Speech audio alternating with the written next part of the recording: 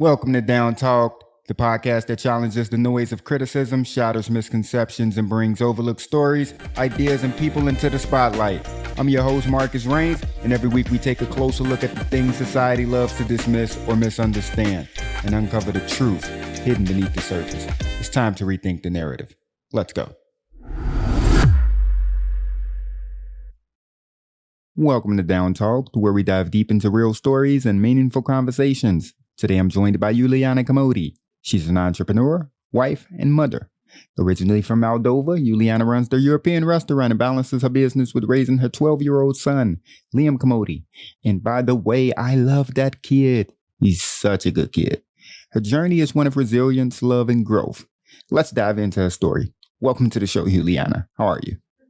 I'm good. Thank you so much for having me today. I do want to say that I am excited to have you on the show, Uliana, and I can't wait for people to hear your story. So let's dive in. Let's not procrastinate. Let's get straight to it. Today on DownTalked, Uliana Komodi, everybody. Now, Uliana, can you describe what was it like growing up in Moldova? Like, how were your parents? What was your upbringing like? I am very grateful for my parents because even though our childhood maybe wasn't, filled with abundance, but they made sure to show us a lot of love and care, and they did the best to give us the best they could. So I will be forever grateful to them for that. They never really taught us to feel sorry for ourselves or dwell too long on what we don't have and dream big. So as a kid, I learned both to work hard as we grew up on a farm and to also know that there's more out there. They were always encouraging of that. So I was actually born in Ukraine and I grew up in Moldova. My life today is deeply shaped by growing up in those countries and experiencing a completely different upbringing than most people in America. We grew up on a farm, so that meant we did learn work ethic pretty early on, and we had to juggle a lot more things, like figuring out how to still be a good student and make sure that all our chores were done. And we did not live with abundance, but we did have our parents very supportive of us and always tried to give us their best. So there's just a lot of gratitude for the way I grew up. Even though it didn't feel like that as a child, I felt like I wish I was born in America, I definitely, looking back, I'm so grateful that I learned some of the lessons very early on in my life. Okay, did you have any early dreams or aspirations that influenced your journey into business? Definitely not. This is not something I thought I will ever be doing. As a child, I dreamed to be a lawyer, but my biggest dream always was to be a mom. I always wanted a family. I wanted to be a wife, a mom, and I would have been perfectly content with both of those. How would you describe, your lifestyle growing up? Growing up, I could say that, again, as a child, it felt very difficult, My dad was always working abroad. He wasn't always home. He would be gone for 5 to 6 months at a time. So it'd always be just us with mom. And looking back, I appreciate everything they've done for us, but it definitely felt hard at times. We had difficulties financially at points, depending on when dad would be home or abroad working. We had a lot of animals to take care of, gardens. But in the same time, there was so much joy filled. Our lives were filled with so much joy because we were surrounded by family. It was a big community. My dad has 9 sisters and brothers, so that meant a lot of cousins, a lot of family time, and I really, really loved that. I loved for people to come over to our house. We would cook a lot of food. I loved celebrating, and so it was a little bit of both. I can't say that it was, always easy, but it was a good, happy childhood overall. Were there specific challenges you faced during your childhood that taught you, some valuable lessons? I think for most people to experience life outside of US maybe would be a little bit more challenging, especially in Eastern European country. After the Soviet Union, things were not always good. But the best lesson I've learned is that family is everything. And me and my sisters have a very tight bond. We always rely on one another. We have our ups and downs, and we're our maybe biggest encouragers and harshest critics at times, but at the same time, there's nothing that would keep me from being there for my sisters in any situation, and the same thing goes for me. So yeah, definitely cherishing family is one of the best lessons I learned from my parents. Any memorable experiences from your early years that still pretty much resonate with you today? Two of my favorite things to do as a kid was to go to my grandma's house for summers. We used to travel pretty long way because we lived in a neighboring country, and we used to go back to Ukraine where I was born, and those were some of the best memories of our life. We spent a lot of time going up in the mountains and foraging for mushrooms and berries, and helping grandparents with their fields. And it was just a very, very happy time of my life. And we got to do that almost every summer. And back to the question of my journey into business, my grandpa was actually a big entrepreneur. There was always something that they were up to. They were always building something, and they always were teaching us to do small things, like, paying us to do small tasks that were mindless, just to see if we will be determined enough, to like pick weeds out of the hay, something that he didn't. Well, it's good. It's good for the cows not to eat weeds. But yeah, he always encouraged us to think of different ways of making money. And then my second thing was all the family gatherings. Back in Moldova, all the holidays were full of family. So that was absolutely one of the highlights of my childhood as well. I loved having people over. How did your religious background influence your upbringing and values? Like, did that play a part in this, or? So growing up, we were Christian Orthodox, which is a little bit more filled with tradition. Church services are very long, so you really had to love to go to church. And I always had this love or admiration for God. I loved going to church with my grandma, even though we had to take, like an hour walk to church, an hour back. You had to stand for 6 hours. So it wasn't for the lighthearted. And our parents, even though they encouraged us, they didn't really force either one of us. So I definitely had a longing for it. I think that really started developing a lot of questions in me, maybe more questions that they could answer. I always was curious about God, but I never really came, as a newborn Christian. I never came into a relationship with Jesus. I never understood what it's like to really see him as my savior. It was a life with a lot of fear of, what is going to happen to me after I die and things like that. But we also had, my grandma is probably the biggest inspiration as far as like a pure faith, because she has had such a hard life. She has gone through so many things. She lost her first 2 children in a famine. Okay, so she's trying to say famine. So yeah, famine is so cute, right? So let me see. Yeah, I second guessed myself as soon as I said it, but you wasted no opportunity. Okay, but I know. So getting back to my grandma now, as I was saying, she actually had to endure quite a bit in life, including losing 2 of her babies in the famine. I'm pretty sure I said that correctly now. And going forward, like my dad was about 4 years old when her husband passed away. And I just know her, besides all the other things that she had to go through during the war. One of the things that is so beautiful about her is that even though during the Soviet Union, all religious books were forbidden and she was not allowed to have anything or celebrate Christmas, she had an insane amount of handwritten notebooks with prayers and with even some of her own prayers, some of the copied books. She would copy whole books and handwrite them so she can have them. So that really inspired in me, you know, a love for God more than just works and keeping tradition. And I really appreciate that I got to see that example in her.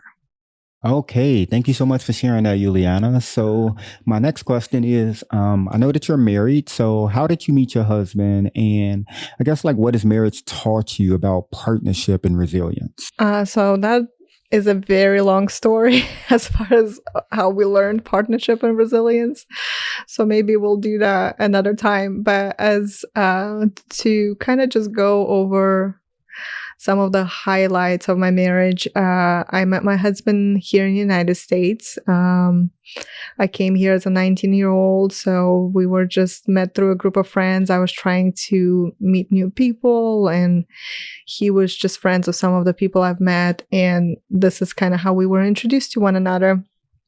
I can say that at first, I definitely consider him more of a friend or maybe an acquaintance. I did not know that this is who's going to be my husband for sure.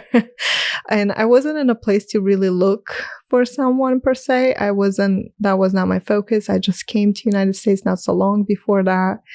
I was so focused on, you know, building a life for myself or studying, doing some things. So I did not expect to get in a relationship.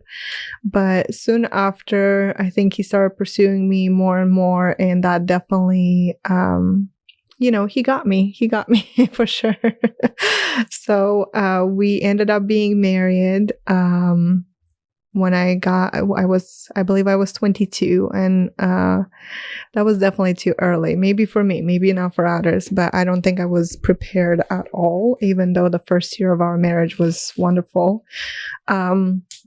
I definitely went into it a bit naive. However, my husband was really good at building me up. He has shown me a lot of love and care, and he uplifted me. And soon enough, a lot of my self-doubts and, you know, all of those insecurities I carried from my childhood slowly started dissipating, and he really built me up that way. And then eventually, you know, I think that is something that maybe creates, you know, partnership and resilience, being able to encourage each other. We did lose that eventually, you know, we lost sight of that at some point, but that's what I would say that resilience in marriage is finding, you know, ways of seeing the good in each other and really honoring and celebrating the good in one another. Wow, that's such a beautiful explanation, Uliana. So I'm pretty sure just like, you know, every marriage has its challenges and ups and downs. So can you share some of the happiest moments in your relationship, especially like early on? I can definitely say that my pregnancy, one of the happiest moments of our marriage, at least for me. I was still pretty new to marriage at that point, and maybe growing up in my country, I didn't see that kind of necessarily bond between a husband and a wife during a pregnancy. I don't think that men are as involved in that process. So I was pretty amazed that he was with me at every appointment. He was rubbing my feet and bringing me tea. And I mean, I felt completely spoiled by him during our pregnancy. So while we were still sharing those beautiful moments together, and I enjoyed, you know, cooking for my husband. He was so happy that I knew how to cook. No offense, Joe, but I'm also happy you know how to cook. Yeah, so is half of Springfield. I think that my ability to cook came in very handy in my business for sure.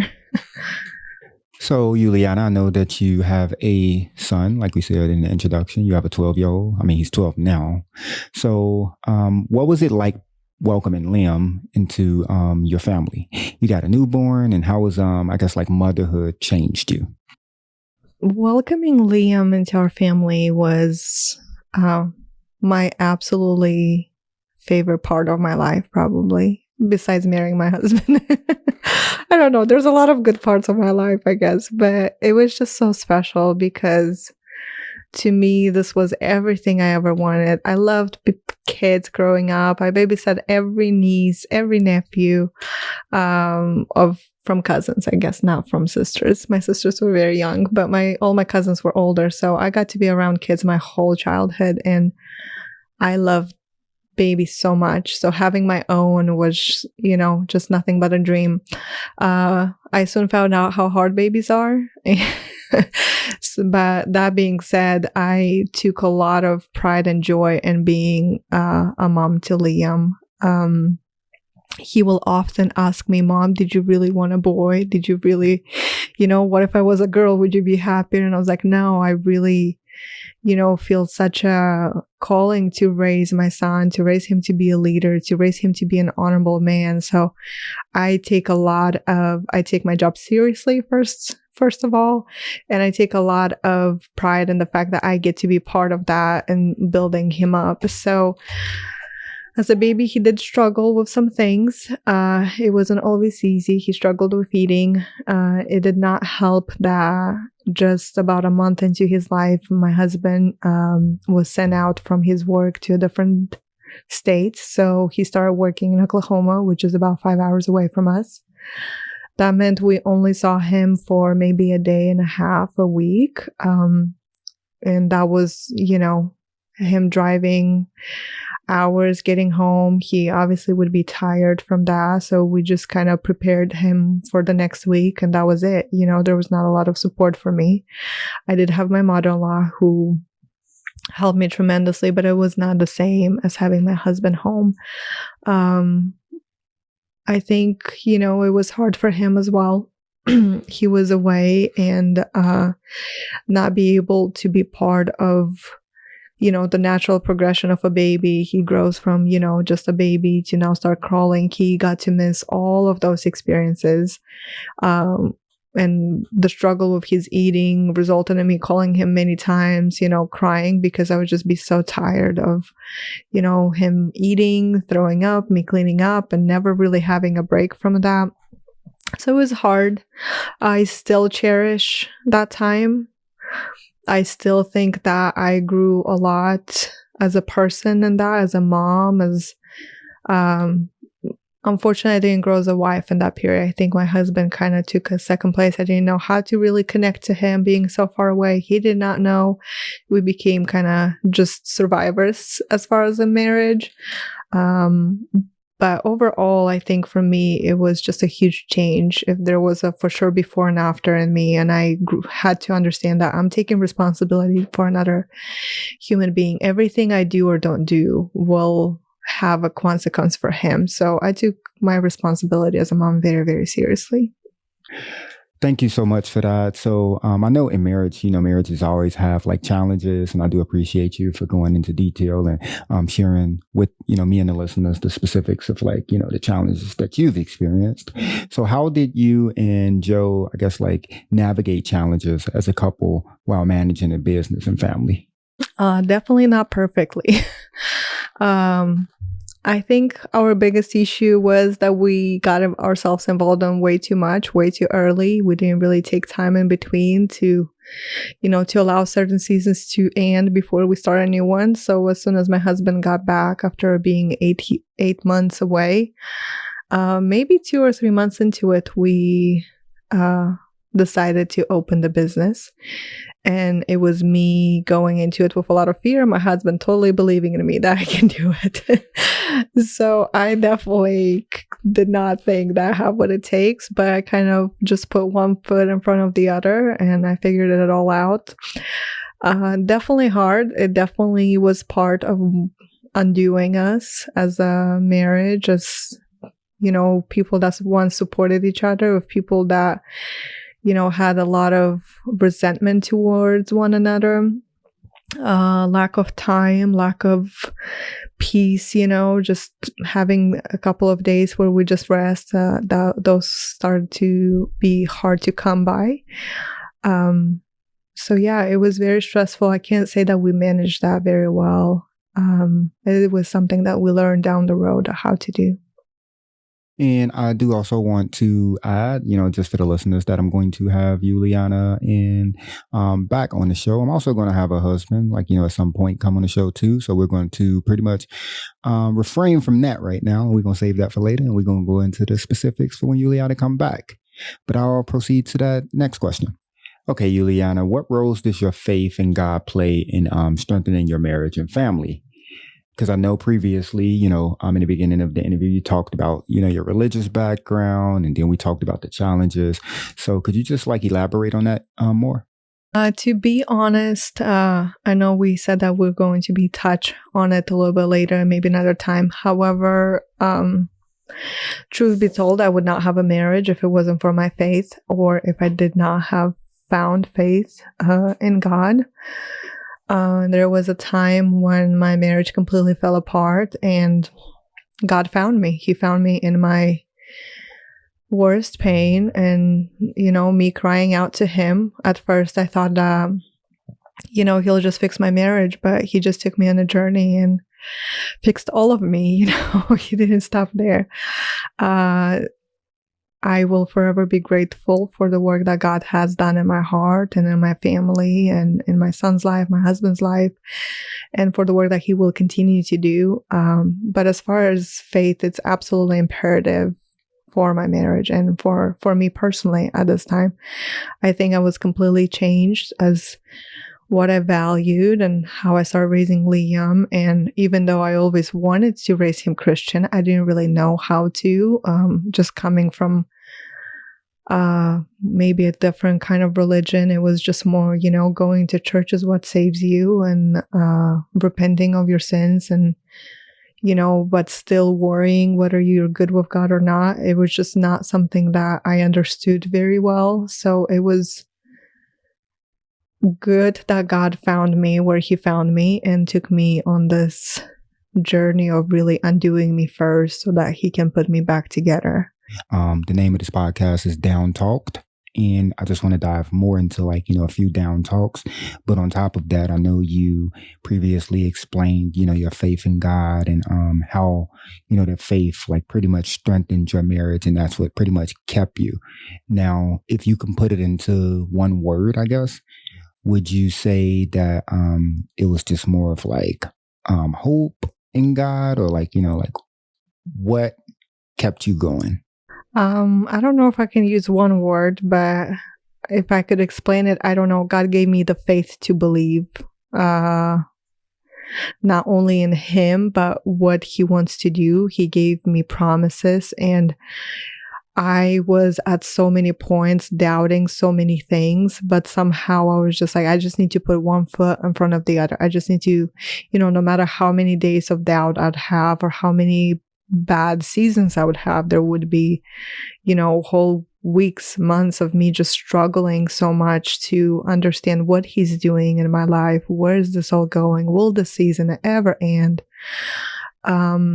And it was just took to go back to that first promise. And I think I kept going back and back to it. Every time I doubted, I was going back. You are my, he promised me that he's my husband. He's my maker. He's the one who restores me. He's the one that, will put everything back together. And at times I had doubt whether my marriage would be restored or not. But that was also another promise that he made, that, he would put it back together personally to me, and I doubted a lot of times whether did I hear God? Did I not hear God? Am I crazy? Am I completely, just not knowing what I'm doing? And I just kept going back to those verses that I felt like he gave to me. And this is how my faith continued to stay strong. And no matter how far I would stray, how far I would go back to where I don't know what is going on. I just, I know I'm hurting. I know I'm not good. So any times I had those, I would eventually go back to God's word, and eventually I would be, the peace would flood back, and the sense of faith and the sense of joy would come back that I can't really explain. It was just him speaking to me and him building me up and reminding me that, he prepared me for this, and he will walk through all of those challenges with me. And I don't mean to cut you off. I do know that, me and you talked previously, off like record, how it just like dawned on me. So could you tell us about the experience? I know you said that you went to church and somebody kind of like maybe prophesied to you that your marriage would be restored. Could you just kind of like tell me how that experience was, like briefly? Yeah. So the day my husband came to me and said that he's no longer wanting to do this and he's leaving, that was hard to hear. Not only hard to hear, but it was just hard to put the pieces together. What now? What is going to happen to me now? What is going to happen to my son? I have the business. How am I going to do it all? And it was just, all I remember just feeling such despair, so hopeless. So the next morning I woke up and I just felt like such a deep need to go to church, and I just could not shake it off. And I was obedient to it. I called my mother-in-law and I dressed my kiddo up and I was like, I'm going to church with you today. Can I come to church? And she was, of course, overjoyed. We went to church, and I never experienced anything like this. This would be one of my first experiences in a more Protestant church. That one happened to be Pentecostal, so I was taken very deep in right away. But someone approached me and said that there's an angel of marriage restoration there and that my marriage would be restored. And I had no idea what to think about it. But I just remember being so completely, utterly shocked that she knew what I was going through. So just based on that, I kind of attributed, God must know what I'm going through. God must love me. God must see where I'm at. Wow, that's an amazing like story. Just from, I guess, like for some of the people out there, that may be going through the same thing. They may be dealing with a failed marriage and may feel like there's no hope. Hopefully, you guys can listen to Uliana's story and see that, God is capable of restoring not just the marriage, but just like any circumstance that you're, I guess, going through in your life. But back to, the questions, Uliana, I just want to also, I guess, like reiterate and get back to the down talk portion of like, the show. So can you share a moment when you faced self-doubt or negative self-talk specifically?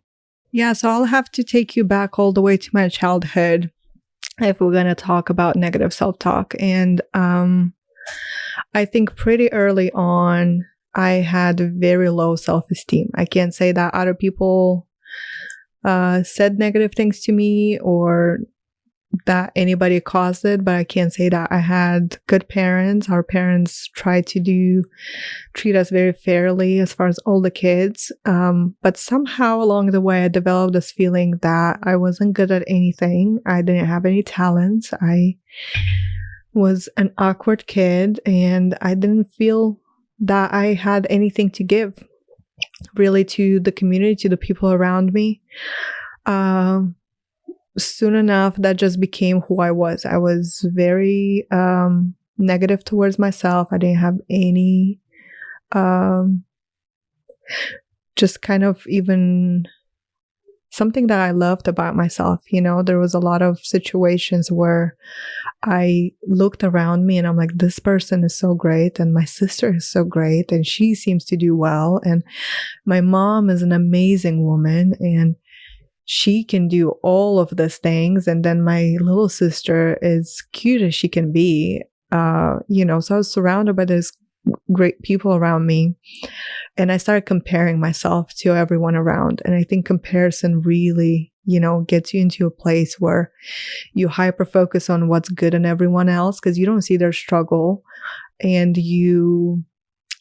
meanwhile you hyper focus on everything that is wrong with you and why am I not like them, especially them being my family. I should be more like them.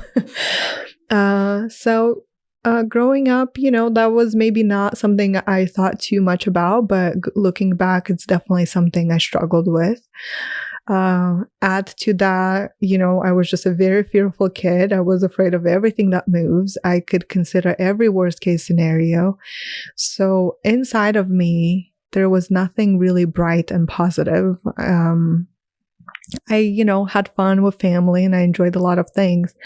But deep down, I struggled a lot. I eventually developed such a fear of either dying or losing my mom that I lost many nights of sleep. I slept very poorly as a kid. I never really shared my struggles with anyone. So, that is just something that I never really dealt with. I just felt. And this is kind of how I went through life until I met my husband, and he did such an amazing job of just building me up. He loved me. And I was just like, oh my gosh, this man just loves me. And he's so amazed by me. And for the first time in my life, I really felt like I was great, that it wasn't really about me, but it's like, oh, he loves me. So there must be something great about me. And I started, really thinking that, feeling happy about myself and, having self-doubt for sure. I would still be like, how can he love me? I'm like, I don't look good without makeup. I don't look good without this. All of these things. And I gained so much weight with the pregnancy. He still loved me. And that just was so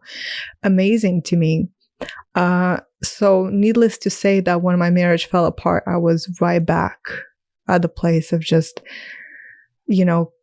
I lost my ground again.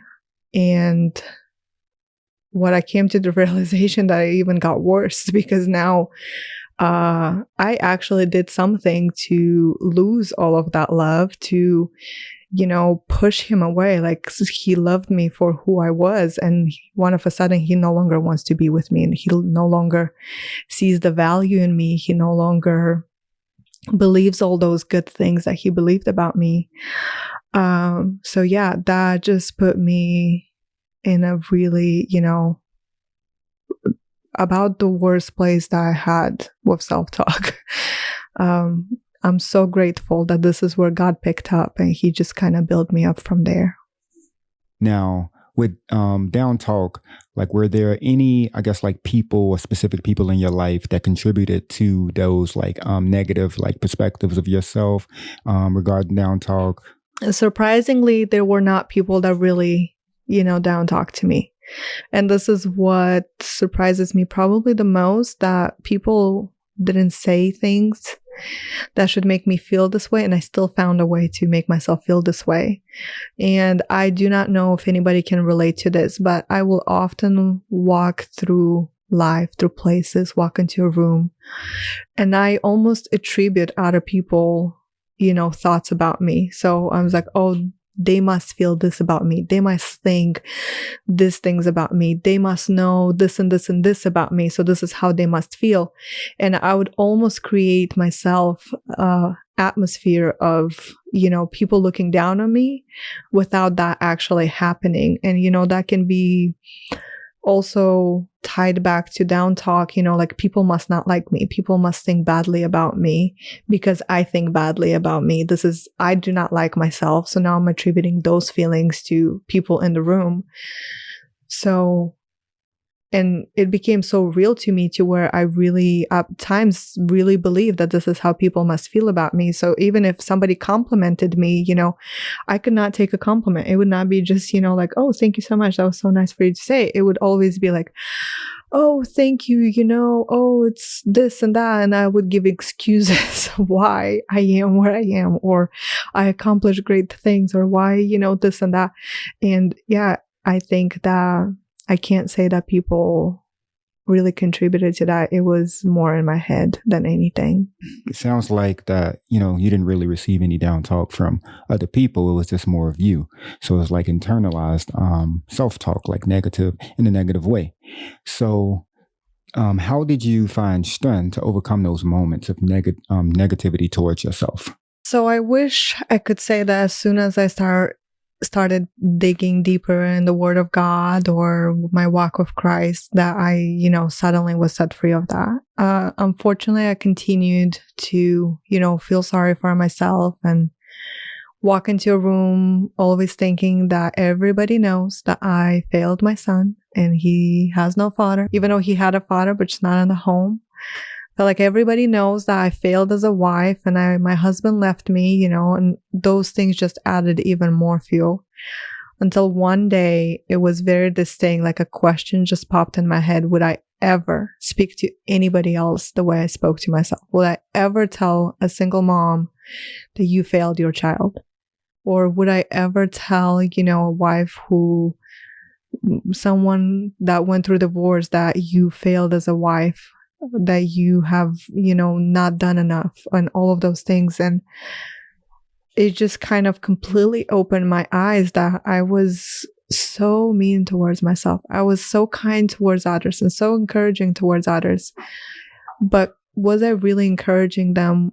Did I really have that, hope in me? Or did those words mean everything that I was trying to make them mean if I was not able to tell those to myself? If I was not being kind or even having grace for myself? Was that all real? And I think that's what it really took a turn for me. Also, I think during that whole period, and that's why it's important, the people that are around you and what they speak into your life. I had my sister who, she's very confident. She's very secure in who she is. And she would always remind me that things are not so bad. You always think so little of yourself, that you're doing great, or you're doing good as a mom, that Liam is going to be okay. Because, I turned to, I'm completely messing my kid's life up, and Liam is never going to be the same, which, if I continued on that path, I think I would have gotten my son to such a bad place of feeling like a victim and sorry for himself, and not really walking in strength. So I'm so glad that I had those voices in my life to also help me along the way, to really start changing the narrative of what I was telling myself, how I was viewing myself, and really learning how to have grace towards me. And what ways has your faith and trust in God helped you through these difficult times? So just coming to an understanding that I do not need to do everything on my own. I do not need to be perfect. I do not need to have all the answers. I do not need to be the perfect mom to Liam. That he's got things. He has my son in his care, and I'm just more of a steward of him. Taking that burden off myself to have everything in life figured out has really helped me, to rely more on him and less on me. So suddenly I didn't have to have all the qualities that I thought I need to have. I could rely on something bigger and better, and he knew infinitely more than I ever could. So just starting to rely more on his wisdom, his ability to make, beauty out of ashes and restore things. And I think just coming to that realization has really lifted the burdens off of myself. My next question for you is that some of the listeners may, be wondering, how do you view your current state after enduring challenges in your life and business? I can honestly say I don't think I would be the person I am, the woman I am, mom I am, without going through some of those seasons. And I feel like I can truly say about myself that I am resilient and very strong. I think if next challenge comes in, I think I'm not going to be going into it kicking and screaming. I will just, maybe understand that there's purpose and there's growth at the end of every season, and not every season is something that, we choose for ourselves, but we can trust God that He can work all things out for the good of those who believe in Him. Wow, thank you so much. That was beautifully explained. And I also agree, sometimes, life may throw obstacles your way, but when you got faith in God, we can do anything. My next question is, what are some of the most valuable lessons you've learned along the way? Probably one of my favorite lessons I learned in this journey is that no season goes to waste whenever you spend it with God. He has redeemed every single place that maybe was a little bit more difficult for me. And then my second lesson that maybe I took out of this is the fact that family does matter. I think it's very important to surround yourself with not just friends, but also hopefully there's good family around you that you can really sow into those relationships and cherish and honor the people in your family.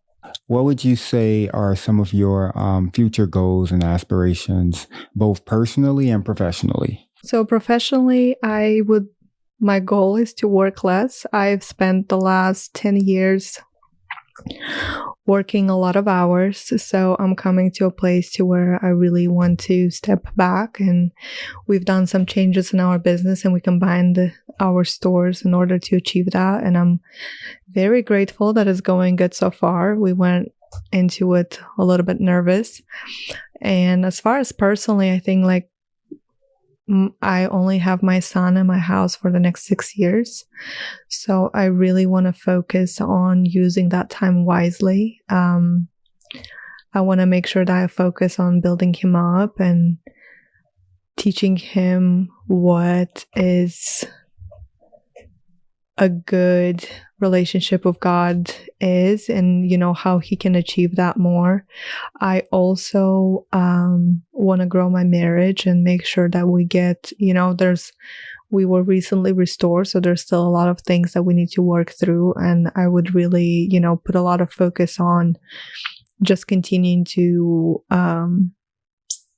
continue to fix my relationships. I don't know, fix my family.